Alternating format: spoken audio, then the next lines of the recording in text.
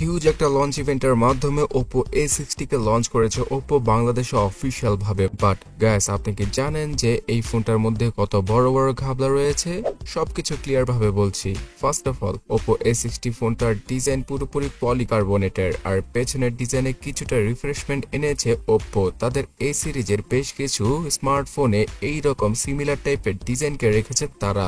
তো এইরকম ডিজাইন আপনাদের কাছে কেমন লাগে অবশ্যই কমেন্টে জানাবেন।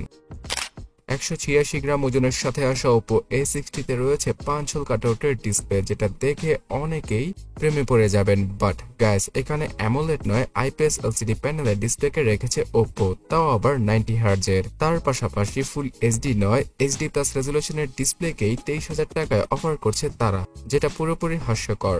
বিকজ এই বাজেটের ম্যাক্সিমাম স্মার্টফোনে পাওয়া যায় ফুল HD রেজুলেশনের ডিসপ্লে, তাও আবার 120 হার্জের।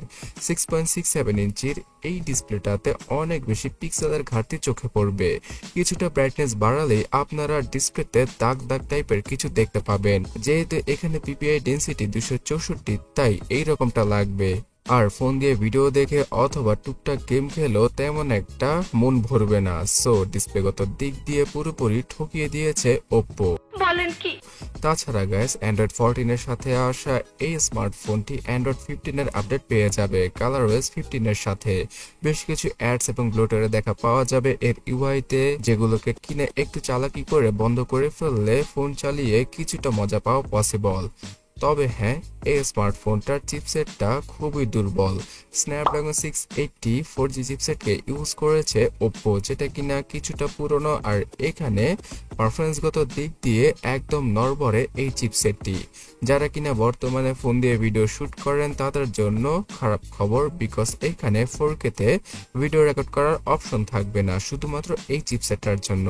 তার পাশাপাশি আপনারা কাইনমাস্টার অথবা ক্যাপকাটে ভিডিও এডিটিং করতে গেলে অনেক বেশি ল্যাগের দেখা পেয়ে যাবেন। আর গেমের কথা তো ভুলেই যান, পাবজির মতো গেম 25 থেকে 30 FPS এ খেলতে হয়।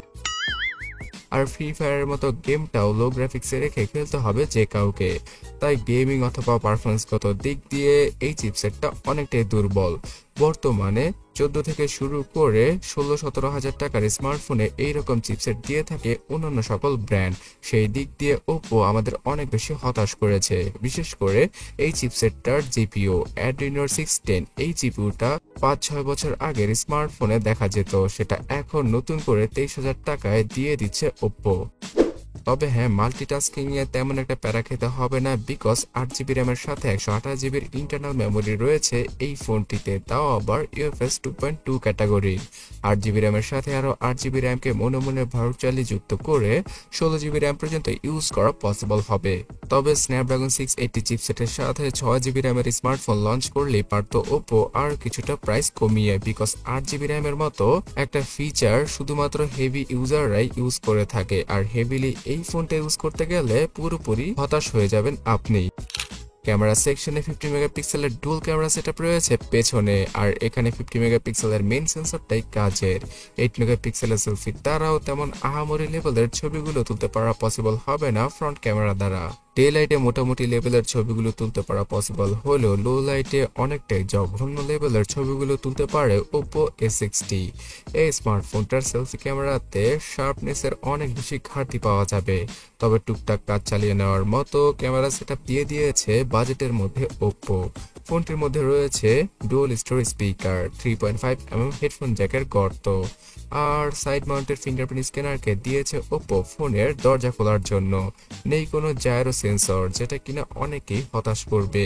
5000 mAh ব্যাটারির সাথে আসা Oppo A60 তে Oppo ইউজ করেছে 45 ওয়াটের ফাস্ট চার্জিং, যার মাধ্যমে কিনা 1 ঘন্টার মতো সময় লেগে যাবে এই স্মার্টফোনটাকে ফুললি চার্জ করতে। আর একবার চার্জ করে ফেললে একদিনের মতো ব্যাটারি ব্যাকআপ ইজিলি টেনে টুনে দিয়ে দেবে Oppo A60।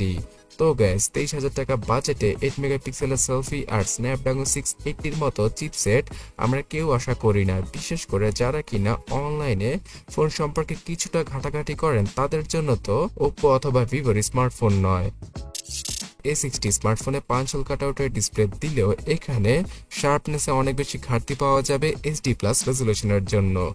তাছাড়া 120 Hz এর রিফ্রেশ রেটটাও আমরা মিস করছি। সো এই সমস্ত কারণে যতই ধুমধামভাবে A60 কে লঞ্চ করুক না কেন ওপো, যারা কিনা ফোন সম্পর্কে একটু জ্ঞান রাখেন তারা ওপো A60 কে কখনোই 23,000 টাকায় পারচেস করবে না। কি বলেন আপনারা? অবশ্যই কমেন্টে জানাবেন।